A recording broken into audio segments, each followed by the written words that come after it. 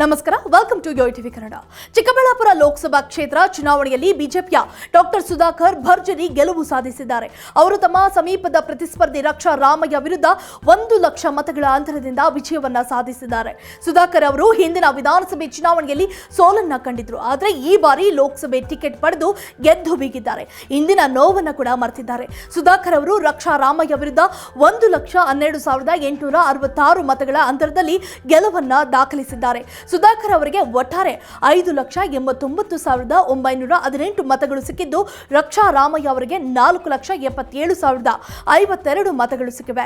1962ರಿಂದ ಚಿಕ್ಕಬಳ್ಳಾಪುರ ಕ್ಷೇತ್ರವು ಕಾಂಗ್ರೆಸ್ನ ಭದ್ರಕೋಟೆಯಾಗಿತ್ತು. ಆದರೆ 1996ರಲ್ಲಿ ಜನತಾದಳ ಹಾಗೂ 2019ರಲ್ಲಿ ಬಿಜೆಪಿಯಿಂದ 2 ಬಾರಿ ಕಾಂಗ್ರೆಸ್ ಕ್ಷೇತ್ರವನ್ನ ಕಳೆದುಕೊಂಡಿತ್ತು.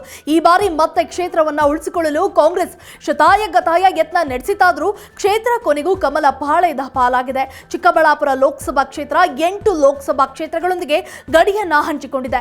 ತುಮಕೂರು, ಬೆಂಗಳೂರು ಗ್ರಾಮಾಂತರ, ಕೋಲಾರ, ಬೆಂಗಳೂರು ಉತ್ತರ, ಬೆಂಗಳೂರು ಕೇಂದ್ರ, ಬೆಂಗಳೂರು ದಕ್ಷಿಣ, ಆಂಧ್ರ ಪ್ರದೇಶ, ಇಂದೂಪುರ, ರಾಜಂಪೇಟೆ. ಈ ಕ್ಷೇತ್ರವು ಆಂಧ್ರ ಪ್ರದೇಶದೊಂದಿಗೆ ಅಂತಾರಾಜ್ಯ ಗಡಿಯನ್ನ ಕೂಡ ಹಂಚಿಕೊಂಡಿದೆ.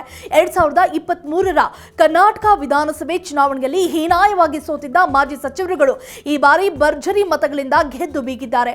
ಉತ್ತರ ಕನ್ನಡ ಕ್ಷೇತ್ರದಿಂದ ವಿಶ್ವೇಶ್ವರ ಹೆಗಡೆ ಕಾಗೇರಿ, ಚಿಕ್ಕಬಳ್ಳಾಪುರದಿಂದ ಡಾಕ್ಟರ್ ಕೆ ಸುಧಾಕರ್, ಬೆಳಗಾವಿಯಿಂದ ಜಗದೀಶ್ ಶೆಟ್ಟರ್, ತುಮಕೂರಿನಿಂದ ವಿ ಸೋಮಣ್ಣ, ಚಿತ್ರದುರ್ಗದಿಂದ ಗೋವಿಂದ ಕಾರಜೋಳ ಹಾಗೂ ಮಂಡ್ಯದಿಂದ ಎಚ್.ಡಿ. ಕುಮಾರಸ್ವಾಮಿ ಗೆದ್ದು ಬೀಗಿದ್ದಾರೆ. If you like this video, ಬೇಗ ಲೈಕ್ ಮಾಡಿ, ಕಾಮೆಂಟ್ ಮಾಡಿ, ಶೇರ್ ಮಾಡಿ ಹಾಗೂ ಯೋಯೋ ಟಿವಿ ಕನ್ನಡವನ್ನು ಸಬ್ಸ್ಕ್ರೈಬ್ ಮಾಡಿ.